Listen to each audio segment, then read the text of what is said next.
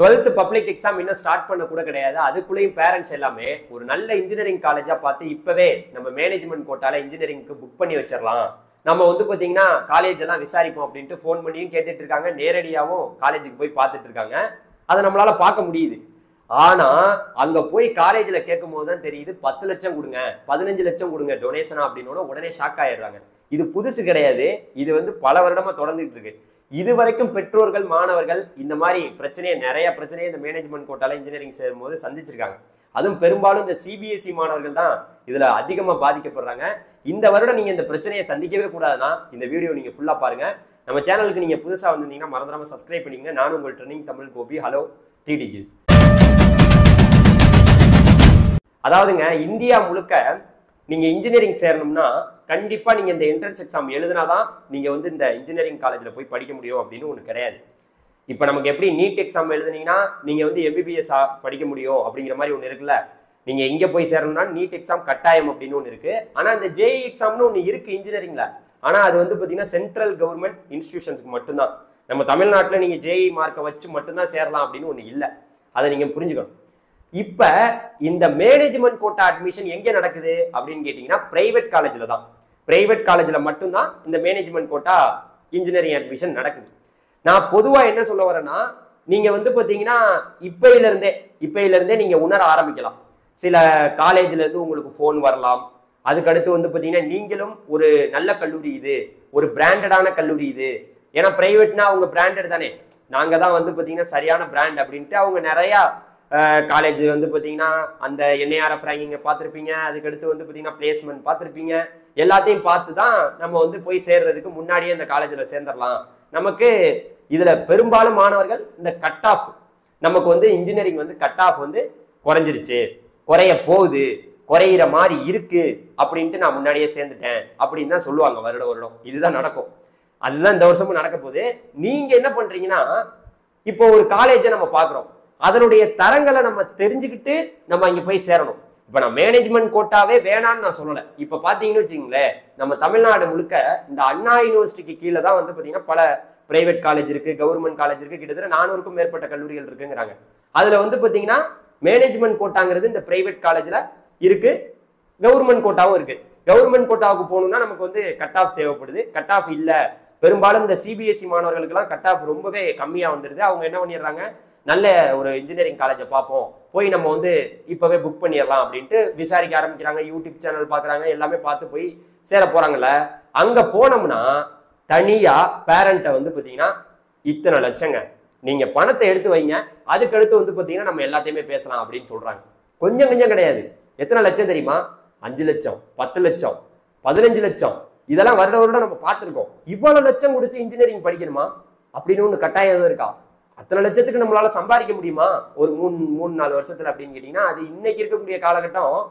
இந்த மேனேஜ்மெண்ட் கோட்டாலேயே பசங்க அதிகமா கேட்க வர்றது எதுன்னு கேட்டீங்கன்னா, இந்த இன்னைக்கு வளர்ந்துருச்சு பாத்தீங்களா, நம்ம வந்து சிஎஸ்சி படிக்கணும், ஐடி படிக்கணும், ஏஐடிஎஸ், ஆர்டிபிஷியல் இன்டெலிஜென்ஸ்லாம் வந்து பாத்தீங்கன்னா அந்த கோர்ஸ் தான் எடுக்கணும் அப்படின்ட்டு கட்டாயமா அந்த ஸ்டூடெண்ட்ஸ் வந்து விரும்புறாங்க. இதை வந்து எப்படியாவது வாங்கிடணும் இந்த கல்லூரியில. அப்படிங்கும் போது பேரண்ட்ஸ் என்ன பண்றீங்க, கடனை உடனே வாங்கியாவது எப்படியாவது நம்ம பிள்ளைய சேர்த்து விட்டுருவோம். இத்தனை வருஷம் அவனை ஸ்கூல்ல வந்து எத்தனையோ லட்சத்தை கொடுத்து படிக்க வச்சிருக்கோம், இனிமையாவது இந்த பணத்தை கொடுத்து அவனை வந்து எப்படியோ இவ்வளவு லட்சம் செலவு பண்ணியாச்சு ஸ்கூல்ல, இது வந்து பெரிய மேட்டரா அப்படின்ட்டு கொடுத்துட்றாங்க. கொடுத்துறது பிரச்சனை இல்லை, ரிசல்ட்டை பார்க்காமயே கொடுத்துட்றாங்கிறது தான் பிரச்சனையே. ஏன்னா நமக்கு வந்து பாத்தீங்கன்னா ரிசல்ட் வந்து பாத்தீங்கன்னா அவங்க ரிசல்ட் ஆஃப்டர் கூட எந்த வேணாலும் முடிவு பண்ணலாம். ஆனா ரிசல்ட்டுக்கு முன்னாடியே முடிவு பண்ணிடுறாங்க. எல்லா முடிவையும் பண்ணி காலேஜ் எல்லாம் சேர்ந்துடுறாங்க. அப்புறம் கட் ஆஃப் சூப்பரா வருது, என்ன பண்றது சார் அப்படின்ட்டு நம்மகிட்ட வந்து கேட்பாங்க வருடம். நானும் என்னுடைய சேனல்ல கிட்டத்தட்ட 3 வருட காலங்களா நான் நிறைய வீடியோ கொடுத்துட்டு இருந்திருக்கேன். நான் இங்க வந்து பேச வந்ததுக்கே ரீசன் என்னன்னா, நான் இன்ஜினியரிங்கை பத்தி அதிகமா பேசுறதுக்கு ரீசன் வந்து என்னுடைய கட் ஆஃப் ரொம்ப லோ.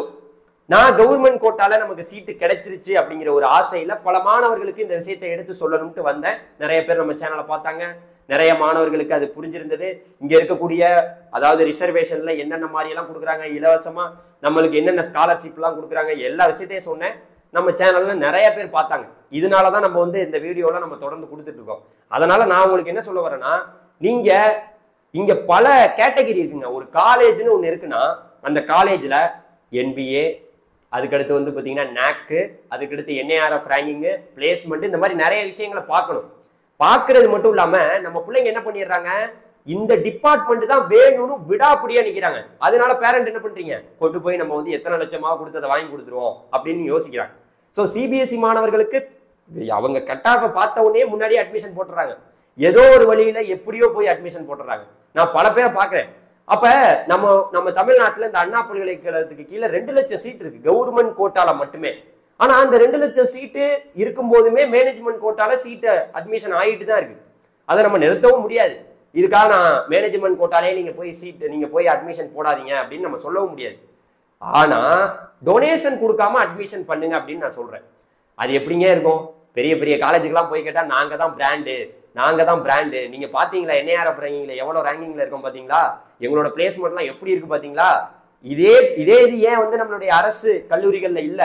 நம்ம இன்னைக்கு சிஜி கேம்பஸ்ங்கிறது எவ்வளவு பெரிய கேம்பஸ். நம்ம அண்ணா யூனிவர்சிட்டிங்கிறது உலக புகழ்பெற்ற ஒரு யூனிவர்சிட்டி. ஆனா அந்த காலேஜ் எல்லாம் விட இது வேணாம் சார், இந்த பிரைவேட் போலான்னு எனக்கு ஆசையா இருக்கு சார், அந்த பிரைவேட் காலேஜ் சூப்பரா இருக்கு சார் அப்படின்னு தான் இன்னைக்கு பேரண்ட்ஸும் ஸ்டூடெண்ட்ஸும் சொல்றாங்க. அந்த மாதிரி ஒரு காலம் வந்து ஏற்பட்டு விட்டது.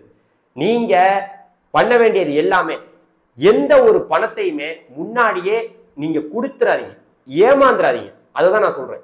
ஏன்னா அதுக்கப்புறம் நம்ம ரிசல்ட்டுக்கு அப்புறம் என்ன வேணாலும் முடிவு எடுக்கலாம். ரிசல்ட்டுக்கு முன்னாடியே நம்ம ஒரு முடிவு எடுத்து நம்ம இத்தனை லட்சத்தை கொடுத்தோம் அப்படின்னு யோசிக்க வேணாம். முன்னாடியே நம்ம சீட்டை வாங்கிட்டோம் அப்படின்னா அது யாருக்கு பிரச்சனையாகும்? பல மாணவர்களுக்கு பிரச்சனையாகும். நீங்க தான் இந்த மேனேஜ்மெண்ட் கோட்டாவே வளர்க்குறது, பேரண்ட்ஸ் தான்.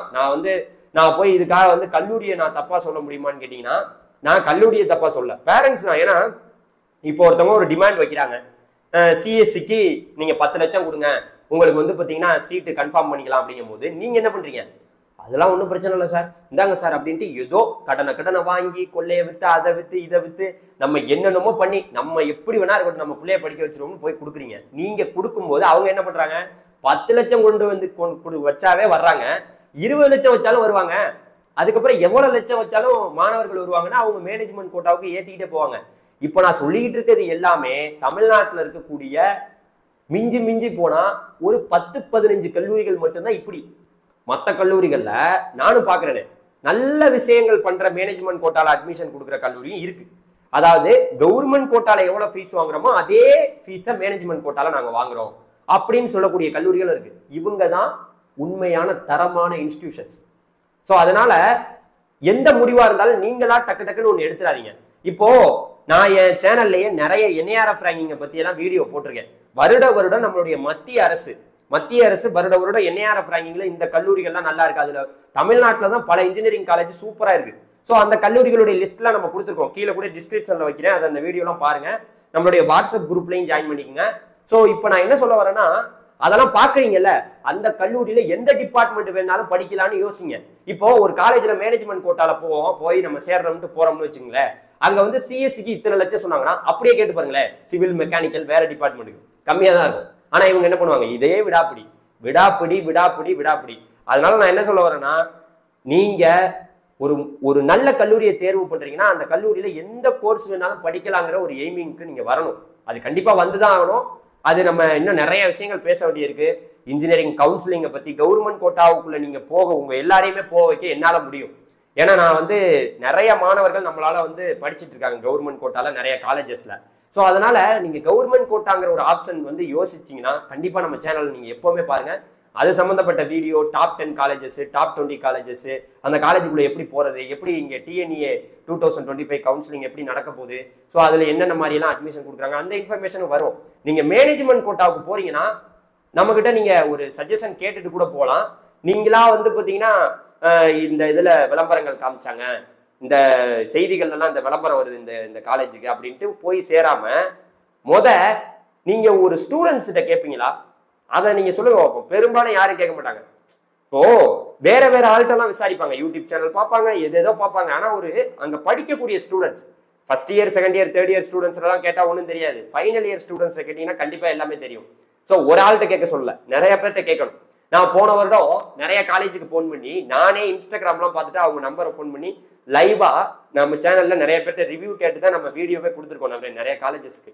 ஸோ அது மாதிரி இந்த வருஷமும் நம்ம கொடுக்க போறோம். அதனால காலேஜ்ல அந்த அந்த ஸ்டூடெண்ட்ஸ் கிட்ட கேட்டாதான் எந்த ஒரு இன்ஃபர்மேஷன் நம்ம தெரிஞ்சுக்க முடியும், நல்லா இருக்கா பிளேஸ்மெண்ட் எப்படி கொடுக்குறாங்கன்னு. ஏன்னா இப்போ வந்து பாத்தீங்கன்னா இத்தனை லட்சத்துக்கு கொடுத்துட்டாங்க பிளேஸ்மெண்ட் அப்படின்ட்டு ஒரே ஏமாற்றத்தோட அங்க போயிடுறாங்க. நிறைய பேர் நாங்க தான் பிராண்டு, எங்க இதுல படிச்சவங்க எல்லாம் எங்கெங்க இருக்காங்க தெரியுமா அப்படிங்கிறாங்க. அப்ப அரசு கல்லூரிகள் எல்லாம் படிச்சவங்க எல்லாம் எங்க வீட்டுல இருக்காங்களா கேக்குறேன். அப்படியெல்லாம் ஒண்ணு இல்ல. அதனால பணத்தை கொடுத்து ஏமாந்துராம, பணத்தையா இருந்தாலும் ரைட்டு, உங்களுடைய சர்டிபிகேட்ஸ் இருந்தாலும் ரைட்டு, 12th சர்டிபிகேட்ஸ் இதெல்லாம் இருக்கட்டும், எல்லாமே பத்திரமா வச்சிருங்க. ஏன்னா இந்த மாதிரி நீட்டு மாதிரி ஒண்ணு வச்சிருந்தாங்கன்னு வச்சுக்கோங்க, இதுக்கு ஆப்பு வச்சிருந்தாங்கன்னா நம்ம ஆளுங்க முன்னாடியே போகாது. ஆனா இங்க ஆப்பு இல்லை, அதனால முன்னாடியே எது வேணா நம்ம பண்ணி வச்சுக்கிறோம்னு யோசனையில போயிட்டு இருக்காங்க. போறவங்களை பத்தி நான் தப்பா சொல்ல, மேனேஜ்மெண்ட் கோட்டாவும் இருக்கிறது. இங்க நிறைய பணக்காரங்களும் இருக்காங்க, லட்சக்கணக்கில் சம்பளம் வாங்குறவங்களும் இருக்காங்க. அவங்க எங்கடா பணத்தை கொண்டு போய் நம்ம கொடுத்து சேர்க்கிறவங்களை பத்தி நான் தப்பா சொல்ல. கிராமத்துல கஷ்டப்படுற ஒரு குடும்பத்துல, ஒரு நடுத்தர குடும்பத்துல இருக்கக்கூடிய மாணவனை படிக்க வைக்கிறதுக்கு அவங்க படுற கஷ்டம் இருக்கு தெரியுமா, அது யாராலையும் பட முடியாது. அதுவும் இந்த மாதிரி கடன்லாம் வாங்கி வச்சு படிக்க வைக்கிறவங்கள, அவங்களோட கஷ்டம் சொல்லவே வேணாம். சரியா? அதனால ஒரே யோசனை, ரிசல்ட் தான் நமக்கு. ரிசல்ட் வந்தோட முடிவெடுங்க. நீங்க சிபிஎஸ்சியா இருங்க, எந்த போர்டில் வேணா படிங்க, நீங்க எந்த ஸ்கூல்ல வேணா படிச்சுட்டு இருங்க, ரிசல்ட் வருதா அதுக்கப்புறம் தான் நான் முடிவே எடுப்பேன் அப்படிங்கிற ஒரு இதை வந்து நீங்க யாரு கேட்டாலும் சொல்லணும். காலேஜ்ல இருந்து போன் வந்தாலும் சொல்லணும், யாரு கேட்டாலும் அந்த முடிவை நீங்க அதுல கண்டிப்பா இருங்க. எதுவுமே நல்லதே நடக்கும், வெற்றி நிச்சயம். தேங்க்யூ, பாய்.